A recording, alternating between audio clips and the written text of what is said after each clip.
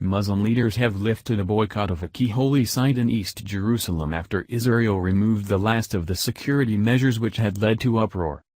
They urged Palestinians to re-enter the compound on Thursday for the first time since the crisis erupted 2 weeks ago. The last remnants of Israel's recently installed security apparatus were taken away on Thursday morning. Palestinians had fiercely objected to the measures introduced after the killing of 2 Israeli policemen.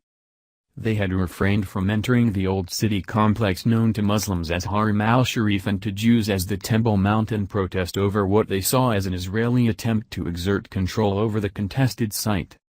Last week Palestinian Authority President Mahmoud Abbas said he was freezing all contacts with Israel, including security cooperation, until Israel cancelled the new measures. There have been intensive diplomatic efforts to resolve the crisis, involving the U.S. and Jordan, which is custodian of the holy site and has a large Palestinian population. The Israeli government has not yet commented on its decision to completely dismantle the infrastructure. Observers say it is a climb down by Prime Minister Netanyahu which will put him at odds with more right-wing members of his cabinet. In a separate development, Mr. Netanyahu accused the Qatar-funded pan-Arab Al Jazeera TV channel of fueling the crisis.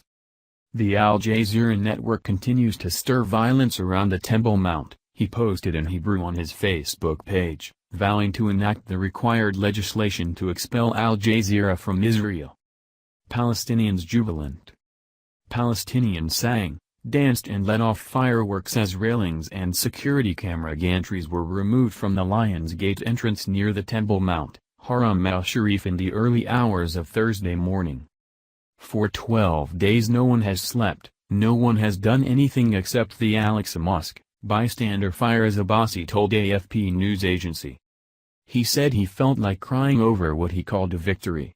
Mass prayer gatherings had been held in the street outside the old city walls and near daily clashes between Israeli security forces and demonstrators have taken place since the metal detectors were introduced in the wake of the killings of the policemen near the site on 14th of July.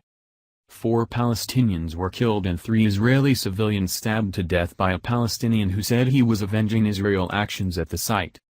Israel said the security measures were necessary because the weapons used to kill the police had been smuggled onto the compound.